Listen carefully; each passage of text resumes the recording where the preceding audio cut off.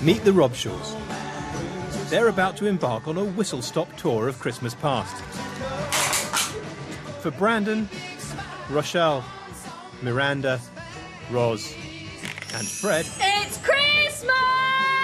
It's Christmas! It's Christmas Day! It really will be Christmas every day.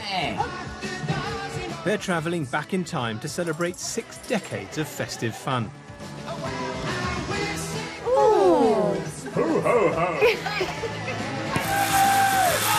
Oh my lord, look at that. From dinner... It's ox heart. ...to decorations... I think people might be quite impressed by that. It's exploded in a tinsel time bomb. ...and party games... Fat goose!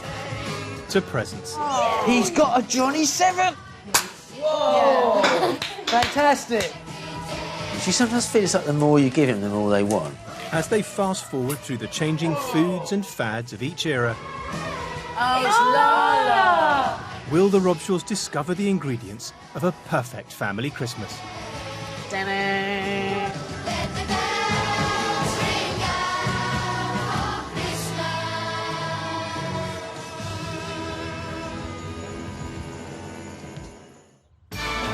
Robshaw family Christmas is usually spent at their home in East London.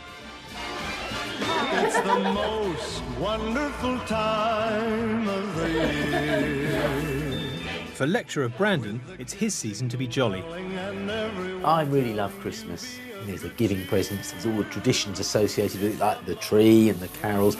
It's exactly what you need to cheer you up in the middle of that dark, wintry time. I think my favourite bit of the day is the morning when you've just woken up and then you're a bit groggy and think, oh, why am I up so early? And then you remember and you go, it's Christmas! I think we all like Christmas because you just get presents. So, what's not to like? The teacher, Rochelle, doesn't find it as easy to get into the Christmas spirit. Christmas makes me feel pretty stressed out. I want to like it, but the best bit of Christmas is when it's all over. You better watch out, you better not cry. Love it or loathe it, the way we celebrate Christmas has changed enormously. But how did our modern Christmas emerge? To find out, I'm sending the Robshaws back in time to celebrate 60 years of festive fun in 6 different period houses. And what better place to start than the 1940s, when people were experiencing some of the most austere Christmases they would ever know. He sees you when you're sleeping. I've sent the Robshaws to spend their first Noel in a genuine 1940s home. Oh, wow. All their food, decorations and gifts will be inspired by recipe books, magazines and diaries of the time. It's very green, isn't it? Wow! Isn't it lovely? Is this a radio? We've listened to all the sort of war news. They've all huddled around that, listening to all the war reports on the BBC.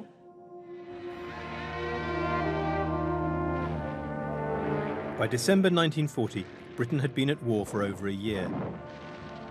And the run-up to Christmas was conducted under fire, both abroad and at home. This is not the most cheerful Christmas that ever came to England, but everyone is determined to make it as cheerful as possible.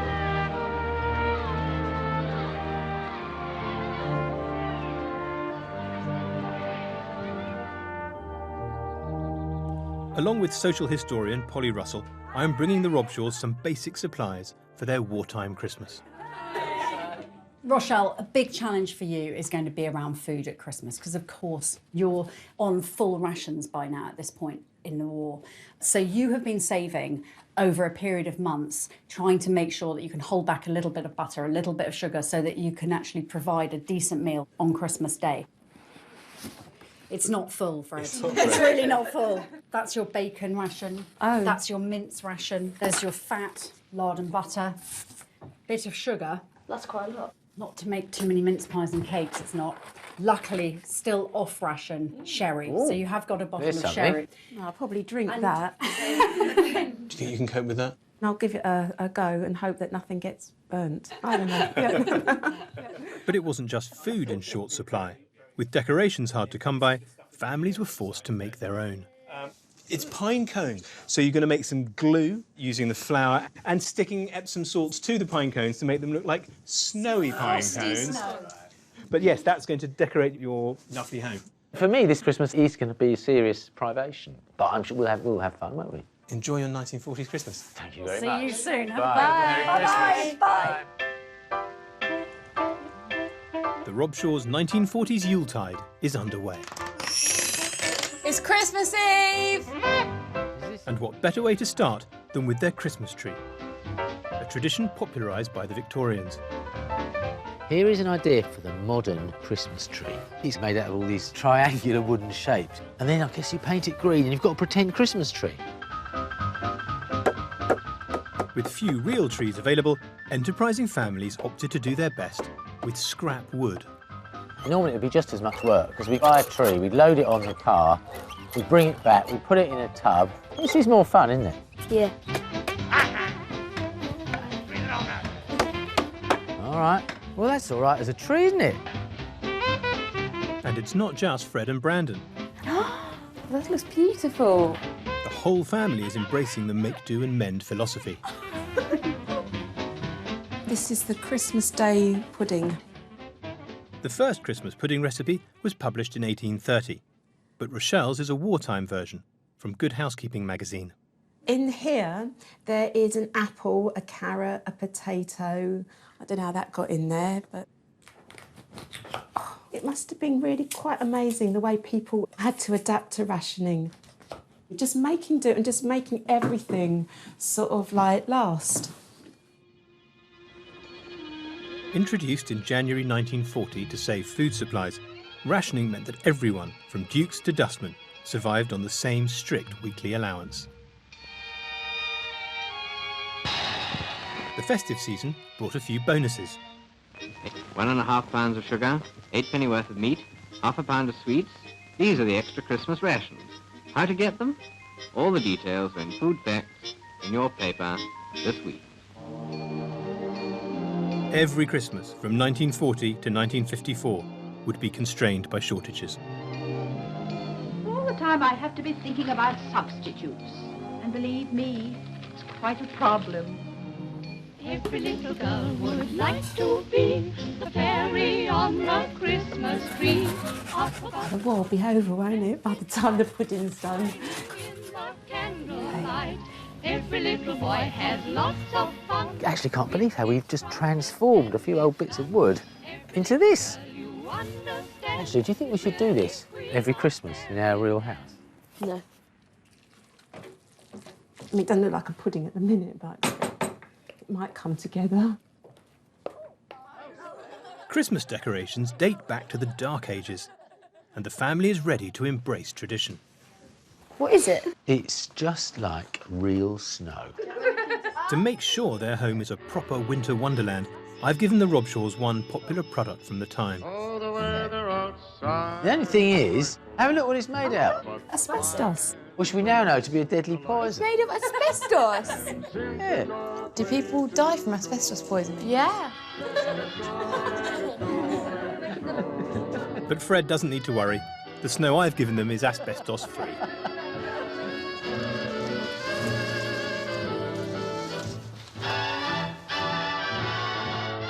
That looks great. Yeah. There's some strange new use of the word great I hadn't come across before. I like the tree. I think it's really cool. You know when you have like fake trees that are trying to look real? I like it that it's fake and it knows it's fake. I think you're quite festive now. I'm getting in the mood. For what? Christmas. Oh, right. As Christmas Eve draws to a close, it's time for Rochelle and Brandon to put up their blackout blinds. Have yourself a merry little Christmas. Quite a significant gap on that side. But if you're in a bomber and thousands of feet up in the air, could you possibly see that? I'm not taking a risk. All right, I'll see what I can do. You put it up and suddenly the room becomes a little bit ominous.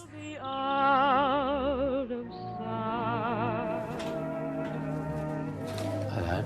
So that's for Father Christmas, is it? Oh, good night, darling. Mwah. Good night, Fred. I'm Good so night. excited. When you wake up, it'll be Christmas morning. Good night, dear. Yes. Good night, mate. Try and get to sleep. No sneaking downstairs.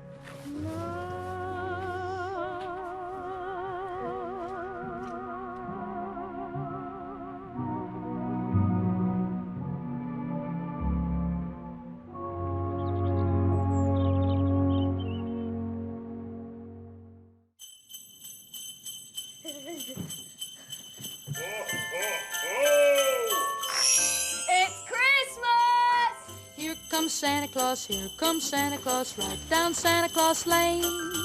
Vixen and Blitzen and all. Oh, stockings. Yeah, you go. See what you got? Oh, wow. Oh, look. You do realise that an orange would have been quite a precious gift in the 1940s. I did think that. Is that it? Look, I got a sixpence. That was probably worth about £1 in today's money, so you could buy a few sweets with that. Fred, do you like your stocking? Let's just skip to the presents. With toy factories requisitioned for war work, gifts were hard to come by. So I've asked the family to hand make their presents. It's a top. Spinny stop. Give it a spin then. Look how cool my pattern is that I drew on it. Oh, that is cool, isn't it? Oh, it's great, Fred. What is it? It's a seed drill. You make little holes in the earth and you put the seeds in. Do you know what it is? It's carrot fudge. Is it? Miranda's carrot fudge is a wartime housewife's creation. Oh, I'm really scared. Try, go on, can't be that bad. It's made from grated carrots and gelatin, all flavoured with orange squash. You don't like it? Oh, of course you like it. Let me taste a bit. It does taste more like carrots than like fudge, but it's nice. It's all right, isn't it? Right, it's not unpleasant. You don't have to like it. I think it's really touching, really, just those sort of few gifts without any razzmatazz. I think it's been a great Christmas. I think it's we've really done cute. It's cute, that's right, and I think we've done really well with the little we've got. Chestnuts roasting on an open fire.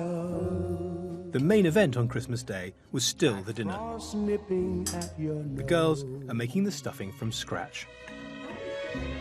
What's stuffing normally made of? This. Is it? Yeah, just breadcrumbs. Is it always veggie? Yeah. Chicken and turkey were expensive luxuries, and rationing wouldn't stretch to a traditional joint. For at least one wartime family, unrationed offal provided something special for supper, and like them, Wow. the Robshaws have ox heart on the Christmas menu. Oh, my goodness. This is as dead as anything, isn't it? All right, let's just stuff it and get it in the pan, and then it will just sort of, that'll be the end of it. Is that a vein? We don't know. Push it right in, that's it. I mean, it's not like, oh, that'll be really nice, but maybe it'll be sort of okay.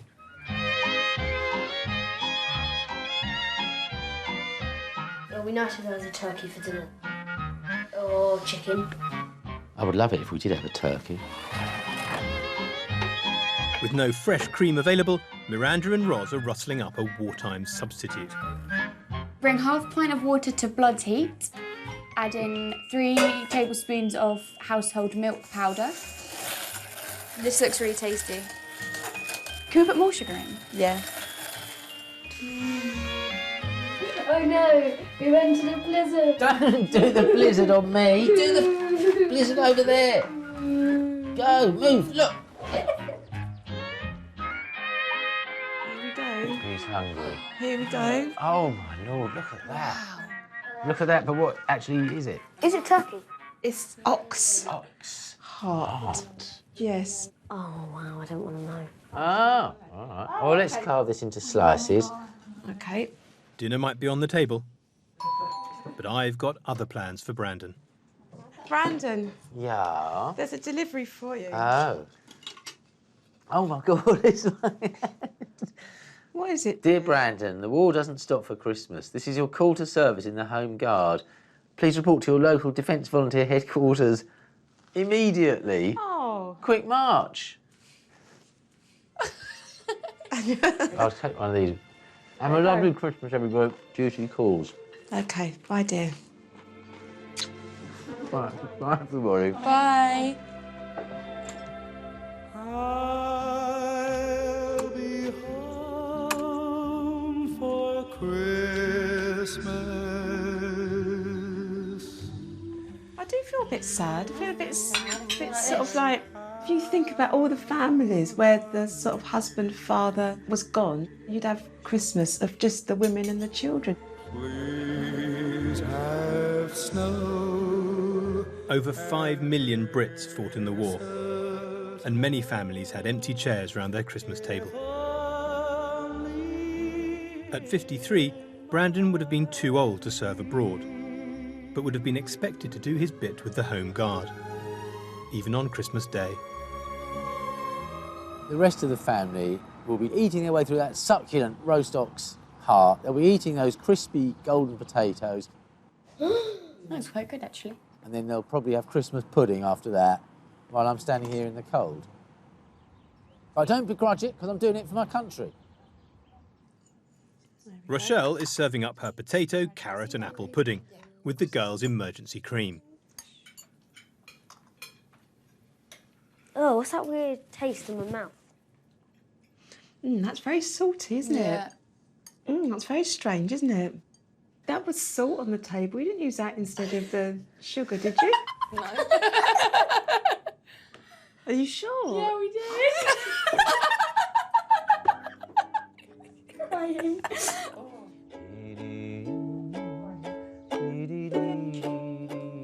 One thing I do miss is food, because we haven't had anything really treaty. So something more like mince pies would be really nice. I was quite shocked when I saw the heart. I felt kind of like, ugh, like really like, oh, my skin was going all like icky and stuff. But it actually tasted quite nice. That's the end. Is that the... Yeah. Well, let's get out of here. Get to the shelter. OK, out, quick. In the run-up to Christmas, Britain had endured 57 days of constant air raids. Christmas Day had seen an unofficial break in bombing, but it was short-lived. On Sunday, the 29th of December, 1940, more than 100,000 incendiary bombs set the capital alight. It became known as the Second Great Fire of London. The Robshaws have rushed to a genuine shelter in northeast London. Oh, God. It's horrible. I really don't like it down here. It would have been really a most unpleasant experience. But you get used to anything, don't you? Once they've been doing that for a few nights or a few weeks, you start to think this is just how life is. You'd adapt to it.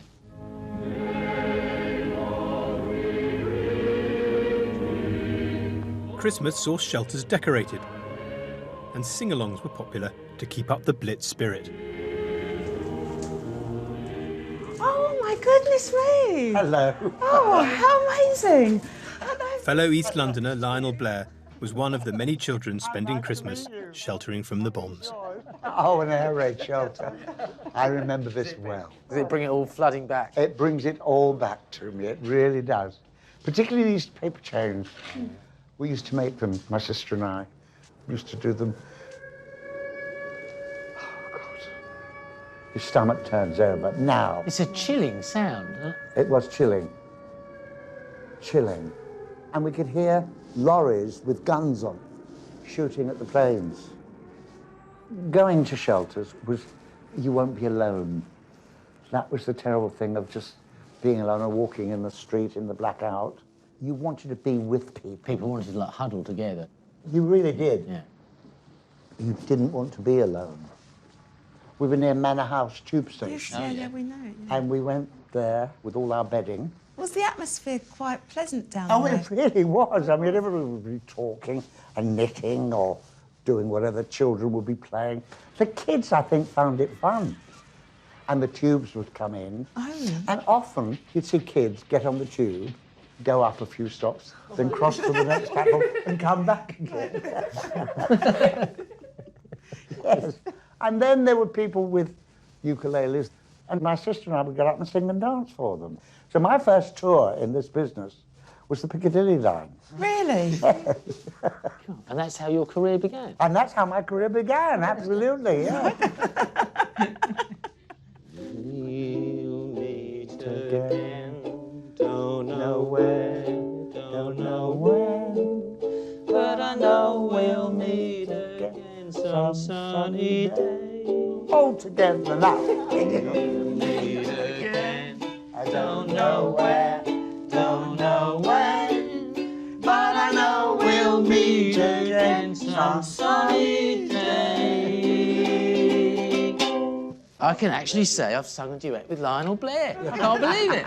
Amazing. It was lovely to meet you. I think Christmas meant an awful lot to people in the 1940s. I think people were doing their absolute best to try and make the best of it. God bless you. You can see how Christmas must have been a kind of beacon of hope and of light and of possible peace in the coming year.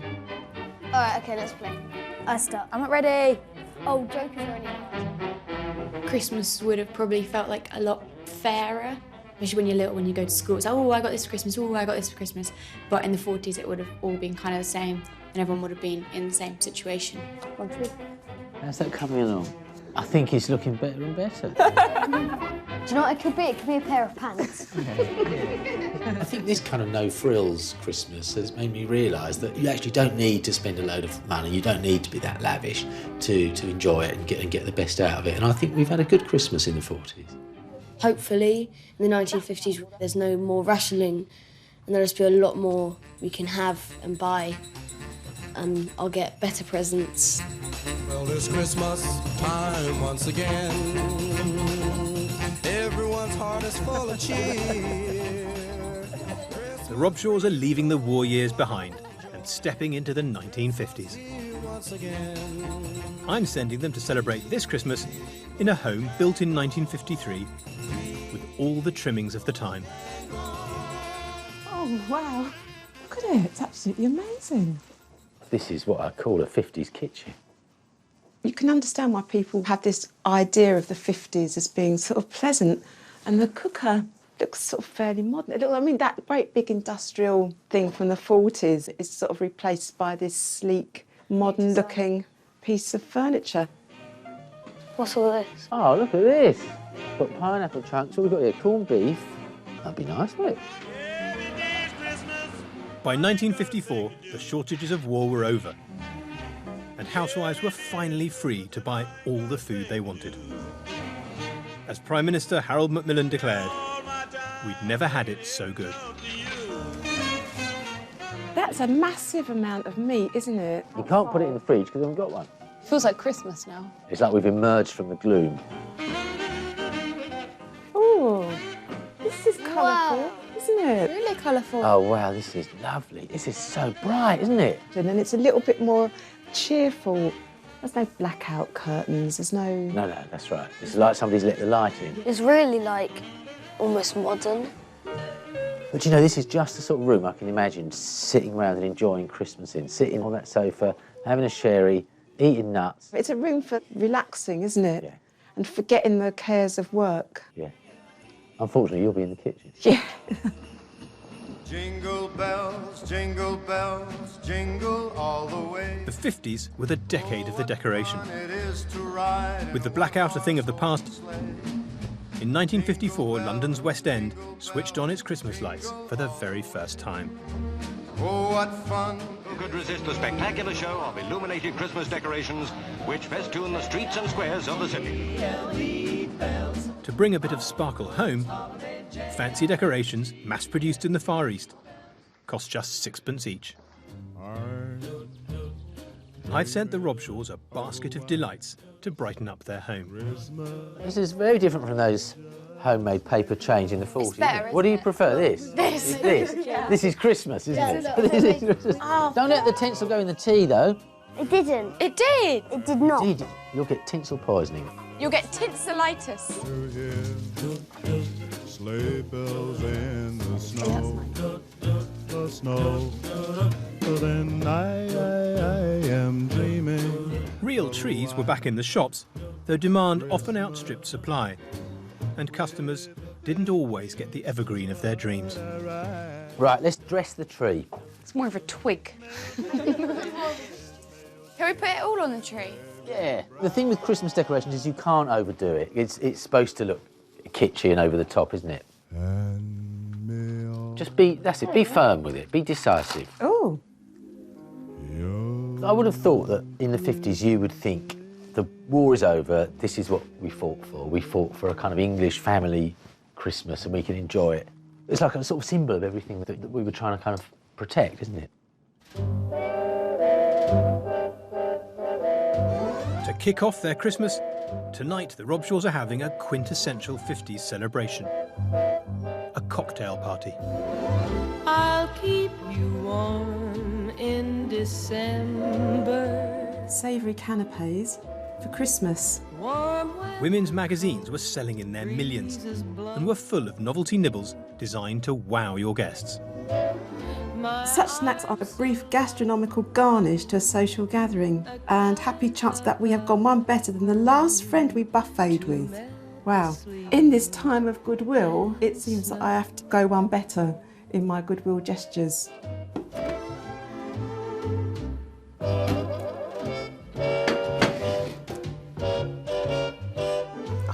Just why doesn't it... Oh, I'm determined. It's like, oh, I'll get it out if it kills me. Oh, look at that. I'm a domestic goddess. It's going well. Alongside Spam, Rochelle's canapes include olives and anchovies. Exotic new ingredients popularised by Britain's growing Italian community. But I don't know if that would impress my friends. Perhaps they'll be too polite to sort of say it's really horrible. With the party prep finished, there's just time to get changed before their guests arrive. Let's get away from slavery. This is Michael. Guests. Good to see you. Now you're here, who wants a snowball? That traditional Christmas drink? It'd be weird not to. Thank you, mate. Oh my gosh, it's actually metal. If you don't like it, you can stab him. All right, bowl. Cheers, everybody. Cheers. Merry Christmas. Merry Christmas, yeah. Maybe I should offer a canapé round. Oh, yeah, get those canapes out. Okay, this is spam, olive and anchovy. Then we have cream cheese and olive. I'm going to try the olives. The cheese. Brandon, would you like to try one? I certainly would. Thank you. Just go for it. Right, and now admit that was really nice. It'd be better if they took away the spam and the anchovy. And just add olives. olives. Very good. Is it? I think these are fantastic canapes. I think you've done a great job. Do you feel like the perfect 1950s housewife? Yeah. Having impressed her guests, Rochelle is free to join in the party games.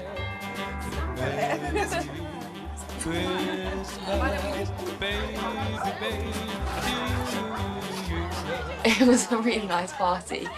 Snowballs are just one of my favourite drinks. But I wasn't brave enough to try a spam and anchovy canapé, so it would be nice to have some like vol au vents or something. There was a pressure, because I was responsible for all the food, that I should make it look as if people were going to talk about it on the way home. They probably would talk about it on the way home, but probably for the wrong reason.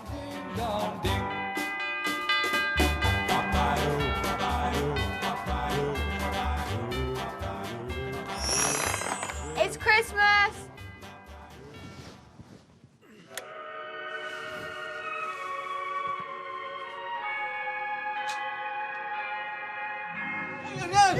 A snow-covered house on a hilltop. Children playing. Oh, it's the same thing. What do you mean it's the same thing? What you got? What's this? Each one hoping. I think it's a sugar mouse. Oh, I love these. I swapped flavours. Got a coin. I have this coin. This is an old English penny. It draws a 6 on Do you want it. to swap? Chocolate! Catch. Ah, it's for me. Consumer spending almost doubled over the 1950s, meaning more presents under the tree. And I've sent the Robshaws some typical gifts of the day. What is this? It's something that you don't get at Christmas. It's something to help you learn. Don't say it's rubbish, that's really useful. Oh, they're nice. Nice gloves. What's she got? Is that like a headscarf? I think that looks really nice, actually. Does it? Really? My mum used to wear a headscarf. Yeah, but your mum was a married woman, wasn't she? Yeah. You look like a lady. No, Elderly lady. yeah. All right, let's do the next present. Do you Yeah, want me. Oh, that's nice. It's like sort of junior. Oh, wow, Fred. Oh. What, are they pennies? Yeah, just what I need to imprison myself. Lady, behave. It was like a guy telling his wife that. A guide to modern manners. So it tells you how to behave at dinner parties, how to serve wine, banquet and formal table manners, how to be a guest at a wedding, how to refer to the man in your life. Has it got anything about teenage pregnancy? See what I've got here. Oh, it's a tie. Nice tie. See? They're very kind of gendered presents, aren't they? He's got this fretwork set, and I've got these kind of manly accoutrements. And you've got something that tells you how to be a lady, haven't you? Yeah. And you've got stuff to make, well, stuff to help you work in the kitchen and then look nice afterwards. There's very definitely man presents and lady presents.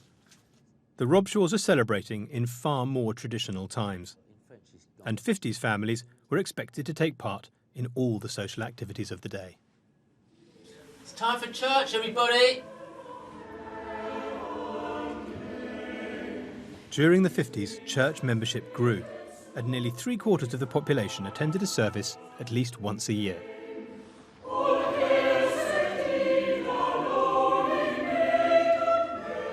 Beloved in Christ, be it this Christmastide our care and delight to hear again the message of the angels.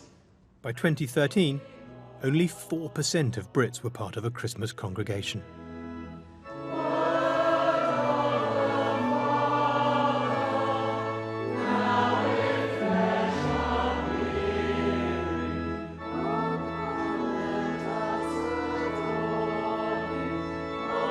I do think there's something rousing and moving about a Christmas church It's service. like everyone feels... They feel a part of something. Yeah, like everyone's together.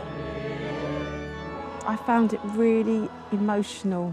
It actually did feel that that was Christmas. If I'd been Christian in the 50s, I would have wanted to have gone to church. It's a bit long. It wasn't that long, Fred. Actually, I can remember when I was his age, a church service did seem really, really long. It seemed interminable. That's the thing. All I want to do is go back, have a Christmas dinner, and mess around with my toolkit. Come flying from the higher place.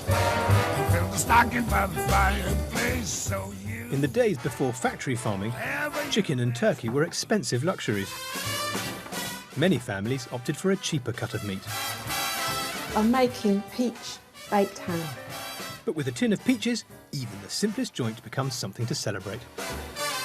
Oh, it's a strange thing to do to peaches. It looks like an odd dinner and dessert all in one. It's food as fun rather than trying to make things stretch out. Here it comes. What's she laughing at? I don't know. Oh, wow, it's on a trolley. Here we go. You're off the trolley. Yes, I'm off my trolley. We have ham with peaches. Does no one else find that really weird? It's an unusual Christmas dinner. It is, isn't it? Well, it Yeah. looks quite festive, doesn't it? Would you like to carve Shall it? I carve it? Yeah. Oh, this is so easy to carve. It's so tender.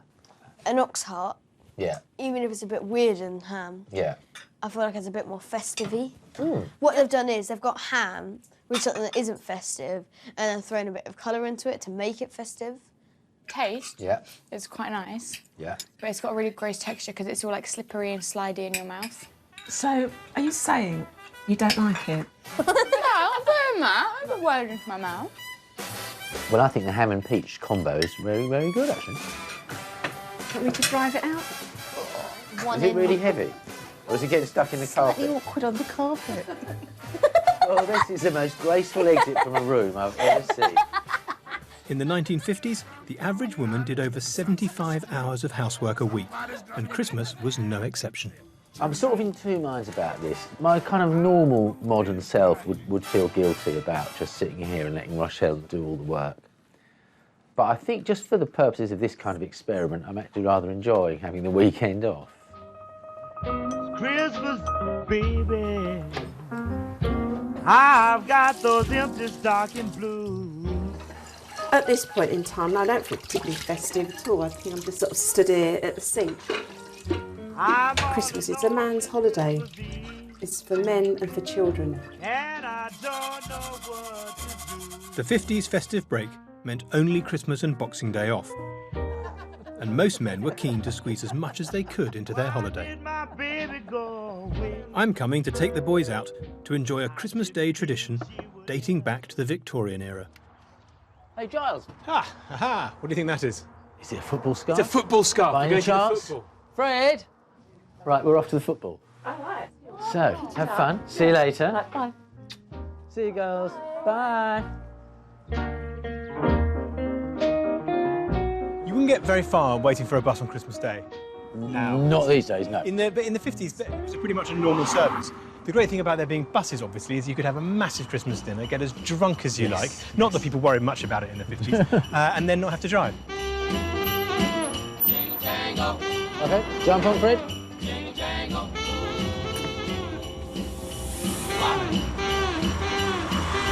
Dig that crazy Santa Claus with his red cigar. Dig that walk, that crazy talk. Man, oh man, he's really gone. Christmas then wasn't the day off it is today. Post and milkmen still did their rounds, and buses ran a regular service. But as car ownership increased, the demand for public transport dropped. London buses ran their last full Christmas service in 1979. When Santa starts to blow, go, go, dig that crazy. Hi there. 2 adults and 1 child. Brilliant. Going, Thank you dear? very much. Enjoy the game. Will do. Thanks very much. Bye. You better be good this Christmas Eve. Good tackle.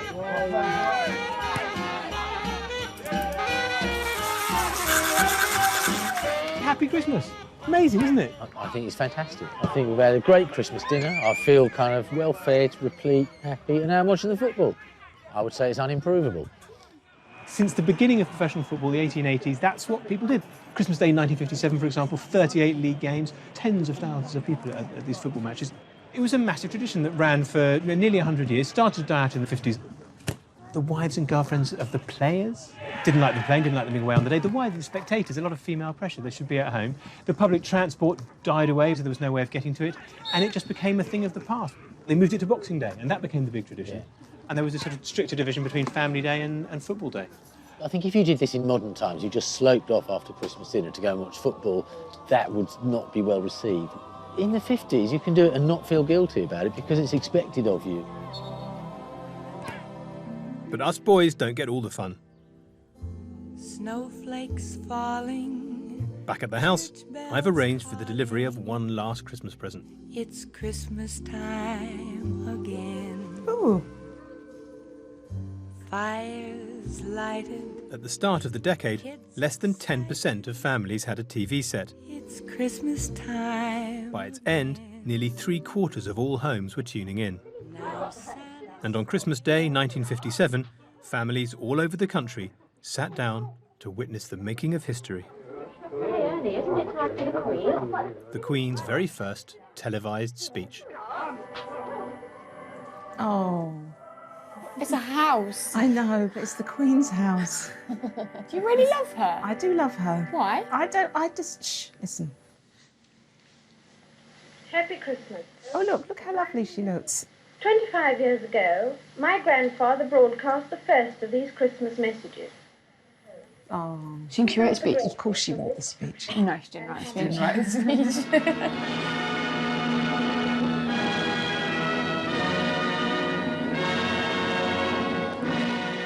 Do it make you feel Christmassy? It does make me feel Christmassy. I think of my grandparents when I watch that, because Grandma would say, oh, the Queen's speech on, the Queen's speech on, and we'd have to go and sit and watch it. I think of my mum, because I know she liked to watch it. Does it make you feel Christmassy?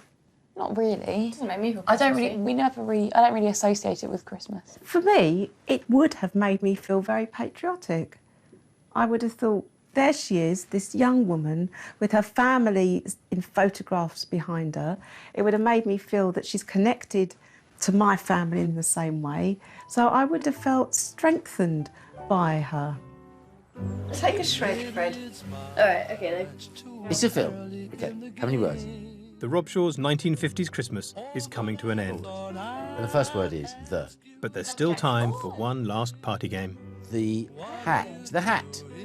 The horn. The horn. The Queen's crown. I think that the 1950s Christmas has actually been more fun than the 40s, and it was more colourful. It just felt like a lot happier. The King and I. It's been great. I've enjoyed it all, from the getting up in the morning with the presents, to going to church, to the Christmas dinner, to the football. And I've got to say, it looks like the men had the best of it. Throw. Jab. Hit. Ride. I love the mime, but what on earth is it? It was much nicer than the 40s. The joint of meat was more recognisable as like modern day food. Ben-Hur. Ben-Hur? How did it? But I'm happy to leave behind the spam canapes. One word. Sounds like. I think it was fun, but I'm looking forward to having more presents. I guess really the more expensive option.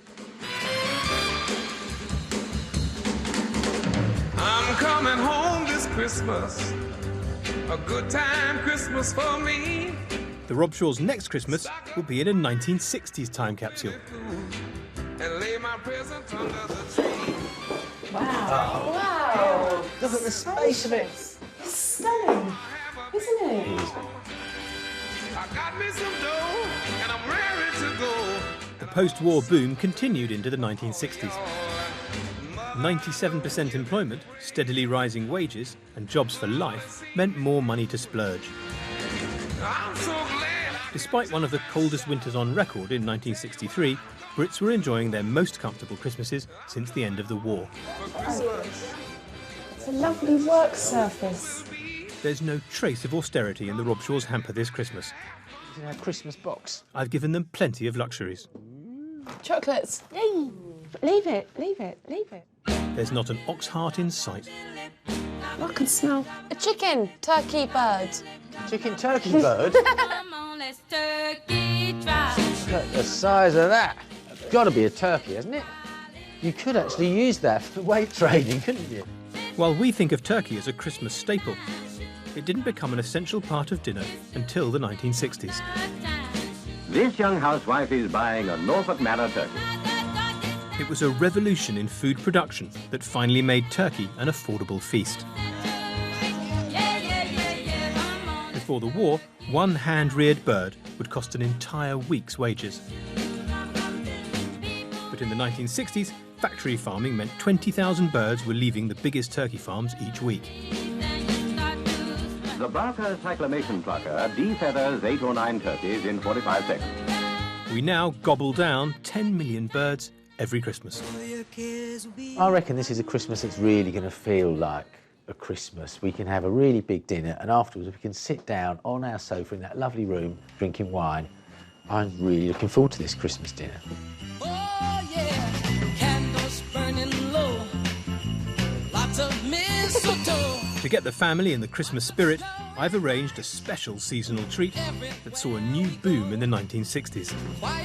We've got Christmas pantomime tickets. Oh, do you know what I love? Really excited. I love going to the pantomime. I really do. Don't.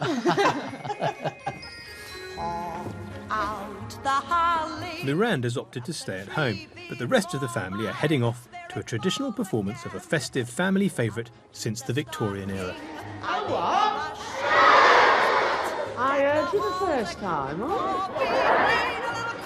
I've arranged for the Robshaws to meet one of Panto's leading dames to discover how the 1960s saw the traditional Panto transform.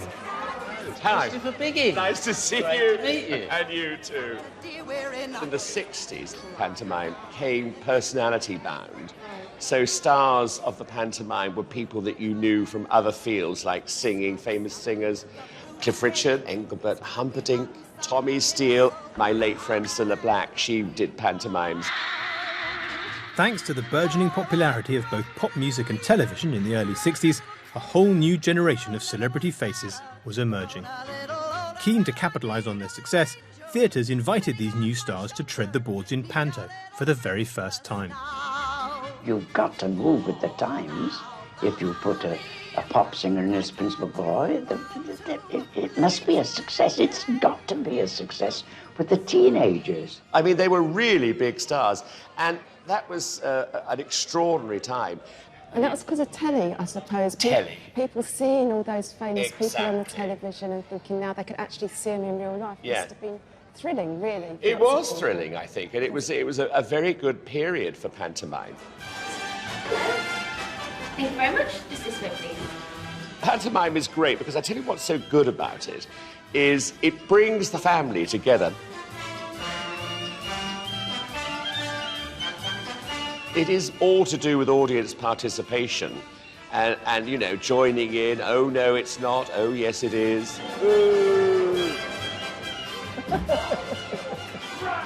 So it's something to cheer up that dark, cold time of year. It isn't is. It's definitely a Christmas entertainment.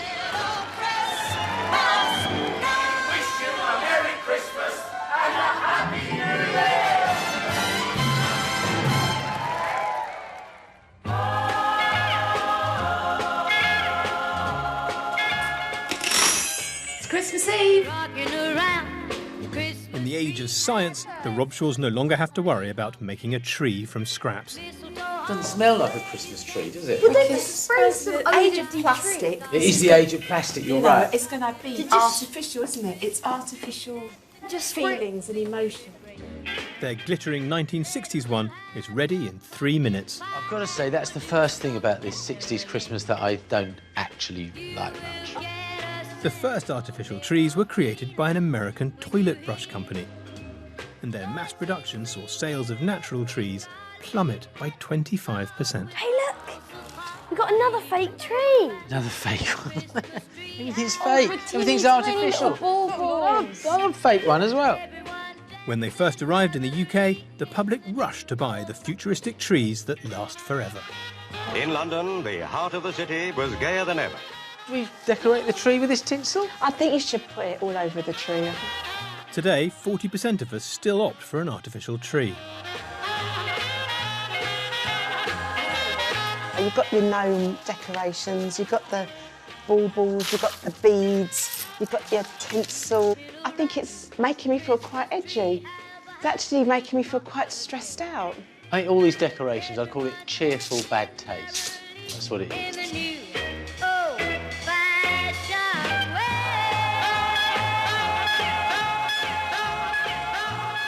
Let's see it. Ooh, pretty. Yeah, I really like it. I love it. I love it. Yeah.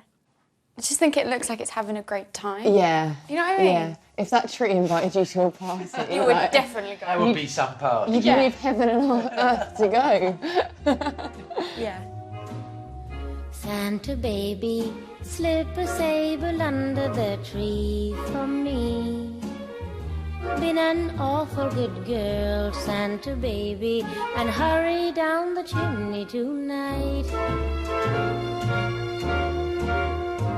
Seems like a massive leap though from the 50s, because even though we had like a little bit of tinsel and like some paper cherries, now it's just got like decorations. Wait up for you, dear We've even got 2 little mini trees as well as our tinsel tree, little gnomes. I just think it's great.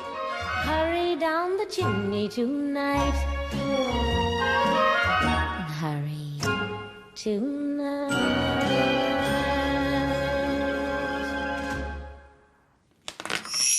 It's Christmas!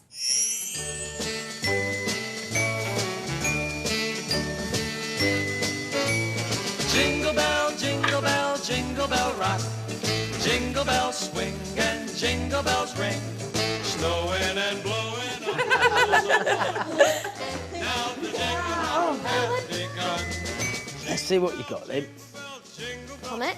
Dino. Yay. Over the 60s, disposable income increased by 18%. Let's have a look. Show. No, that's not for me. With more cash in their pockets, families could afford to splash out at Christmas, and the presents piled up.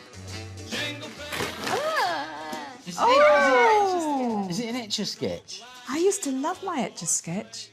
Was that your favourite toy? Yeah, it was, after Buckaroo. That is a very good toy, actually. How do you make it like Can you get a gap? Nope. You can't get gaps, so it's got to be a continuous line. Oh, so it's kind of difficult if you want to do a face, isn't it? I've got so many presents here, I don't know where to start.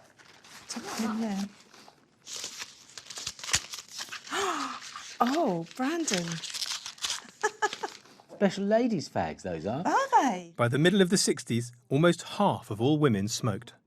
And Brandon would have been on around 20 a day. Oh, it's fags for me as well. Oh, that's a very nice... I could use that as an ashtray, couldn't I? Yeah. Cigarettes made popular presents for all the family. What is it? A super chocolate smoking set. Yeah! Cigarettes, ashtray, match and pipe. Wow. Fags for all. We can all smoke together. That's brilliant, isn't it? No, nobody would buy that for a child these days. No, you wouldn't. It'd be a bit sick, wouldn't it? It would. It to would. sort of get that for a child. It just seems wrong, but Yeah. it felt so normal. Wow. What's he got? Oh, my goodness, don't tell me. Oh. He's got a Johnny 7. He has actually... And I never, ever got one of those. Every year I go, oh, can I have a Johnny 7? Can I have a Johnny 7? Look at it. It's seven guns in one. It's a complete weapons system. Your squad is ready for you to lead them through. With Johnny 7 OMA, you charge. Fire grenade. Push grenade release button. Where's the grenade release button? Illustration 2B. Whoa! Fantastic. Look at that.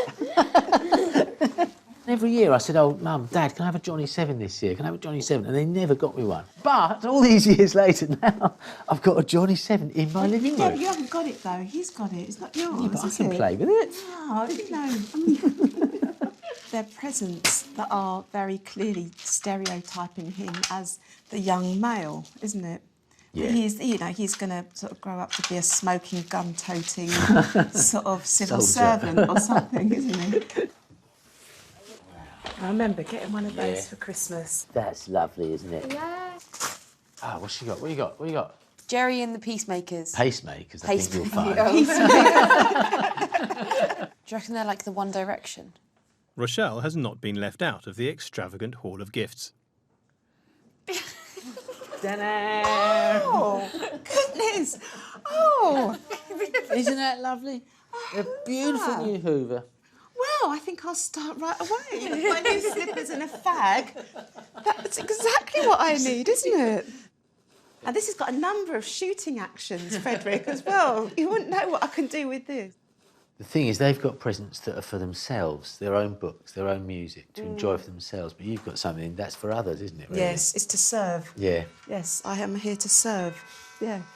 Someday at Christmas, men won't be boys, playing with bombs like kids play with toys. One warm December, our hearts will see a world where men are free. While the family relax and enjoy their presents, Rochelle is getting stuck into their first Christmas bird. Is that the... What end is that? What end is that? God, I'd be a terrible gynecologist. Oh, I think that was his head. Brandon's getting to grips with something infinitely more exciting than a turkey. So, actually, the great thing about this is you actually can play with another person with it. Because another person can have that while you have this. So you can actually have battles with it, can't you? I mean, I don't really approve these kind of military toys. I don't think I'd feel comfortable about buying this today.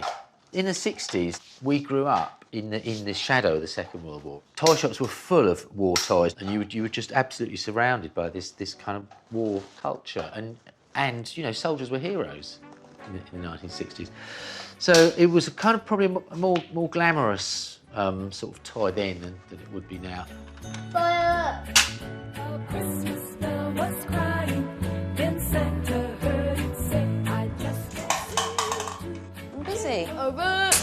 And I can't go on. Having worked out the turkey's head from its tail, Rochelle is ready to serve up the family's third Christmas dinner in a row.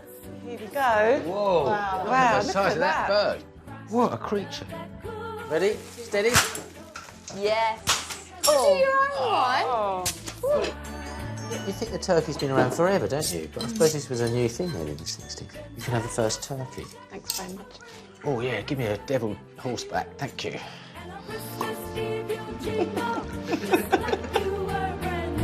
It's like a Sunday dinner, isn't it? Like a roast dinner. Yeah. Like you wouldn't have that particularly on a Sunday dinner, would you? So there's a start of something a little bit extra creeping in. And obviously you wouldn't wear hats. You wouldn't wear hats. But also, you wouldn't have a bird that size, would you? No. I mean, many levels. This is enough, isn't it? Best one so far. Yeah, it's true.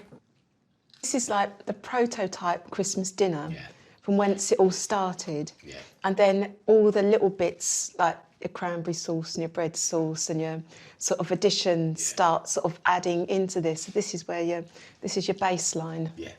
Here's to Rochelle and Merry Christmas to everybody. Merry Christmas. Cheers. Merry Christmas, baby.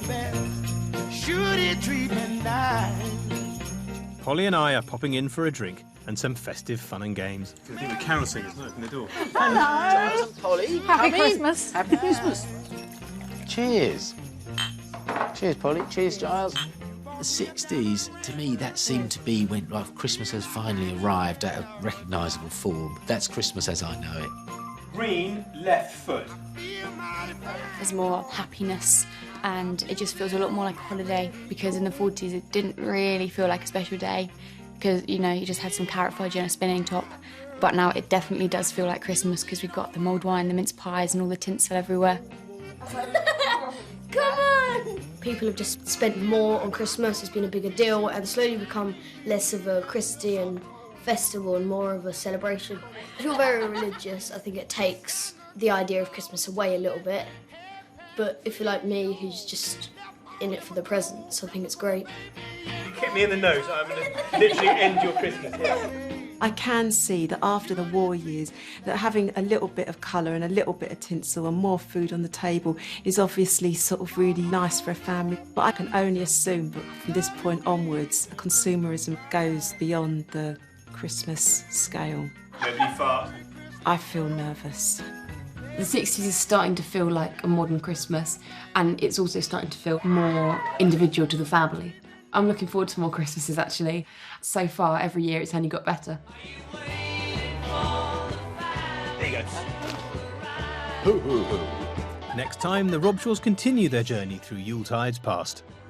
Never thought of deep frying an avocado before, but obviously seems like a good idea at the time. This is the Vic at Christmas time. Oh, it's the dog. Will it bring them any closer to the perfect family Christmas? Tinky Winky. That'll do. Put him up now. My arm's going to come off. Put him up.